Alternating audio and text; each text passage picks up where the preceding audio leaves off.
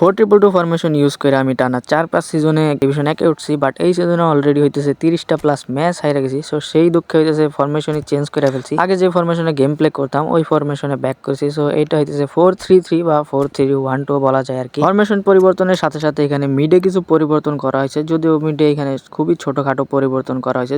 দুইটা হইতেছে এখানে সেন্ট্রাল মিড খেলানো হয় যেহেতু, সো কিছু এইখানে মিডফিল্ডার অ্যাড করা হয়েছে। সো যাই হোক, এই হইতেছে আমাদের অপোনেন্ট স্কোয়াড, যথেষ্ট ভালো স্কোয়াড। আমাদের হোম ম্যাচ থাকার কারণে আমরা এখানে কিক অফ করার সুযোগ পাই, বাট আমার এখানে একটা মিস পাস হয়ে যায় এন্ড এখান থেকে অপোনেন্ট সুন্দর একটা সুযোগই প্রায় পেয়ে গেছিল অ্যাটাক করার, বাট এখানে হইতেছে সে ঠিক মতো চিপ থ্রোটা দিতে পারে না। সো যাই হোক, এখানে আমরা হইতেছে কোনো ডেঞ্জারে আর পড়ি না। আবারও হইতেছে আমার এখানে একটা মিস পাস এন্ড এইখান থেকে সে কিন্তু দুর্দান্ত একটা অ্যাটাক ক্রিয়েট করে ফেলে। সো তার যে নতুন স্ট্রাইকার আছে সেখান থেকে একটা থ্রো এন্ড সুয়ারেসের উদ্দেশ্যে দেওয়া থ্রো বল উইক ফুটে দারুণ ফিনিশিং করে। সো এর ফলে হইতেছে আমরা 1-0 গোলে পিছায়া যাই। খুবই আর্লি আমরা এক গোল কনসিড করে ফেলি। সো একটু প্রেসার তো মনেই হইতেছিল। সো এর মধ্যেই অপোনেন্ট আবারও হইতেছে আক্রমণে একটা সুন্দর সুযোগ তৈরি করে ফেলছিল, বাট এখানে আমার ডিফেন্ডার যেমনে তেমনি বলটারে ধইরা ক্লিয়ার করে ফেলে। সো এর কিছুক্ষণ পরে বাতিস্তুতার থেকে হইতেছে নেইমারের উদ্দেশ্যে বল এন্ড এইখানে অপোনেন্ট হইতেছে ম্যাচ আপ করতেছিল, প্রেস টেস্ট করতেছিল।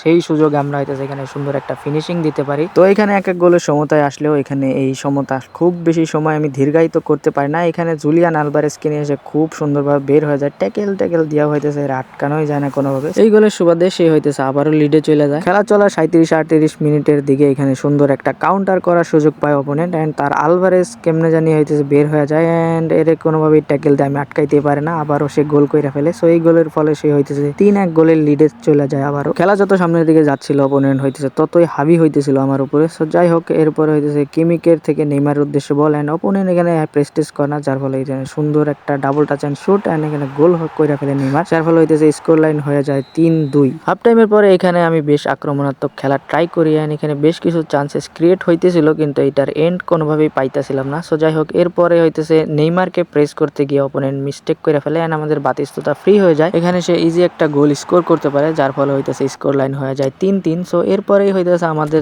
হাতে থাকা যে সাবগুলো আছে ওগুলারে আমি নামাই ফেলি। সো কিলিয়ান এমবাপ্পে আর হইতেছে ওবামিয়াং, এই দুইটা স্ট্রাইকার আমি নামাই দিই এন্ড ম্যাচে যখন হইতেছে এক্সট্রা টাইম দেয় এখানে ওবামিয়াং এর হেড এন্ড এখানে হইতেছে অপোনেন্ট ছোট্ট একটা মিস্টেক করে, যার ফলে ওবামিয়াং সুন্দর এখানে ফ্রি চান্স পেয়ে যায় এন্ড এটা বার লাগে, যদিও রিবাউন্ড এখানে নেইমার গোল করে ফেলে, যার ফলে হইতেছে আমাদের স্কোর লাইন হয়ে যায় 3-4 গোল এন্ড এই ম্যাচ আমরা হইতেছে 3-4 গোলেই জিতা যাই। এই হইতেছে আমাদের নেটের অবস্থা এন্ড নেইমার হইতেছে এই ম্যাচে এমভিপি। সো যাই হোক, এই ম্যাচ আমরা এখানেই শেষ করতেছি। দেখা হবে পরবর্তী কোনো ম্যাচে, ততক্ষণের জন্য বাই বাই, ভালো থাকবেন সবাই, সুস্থ থাকবেন।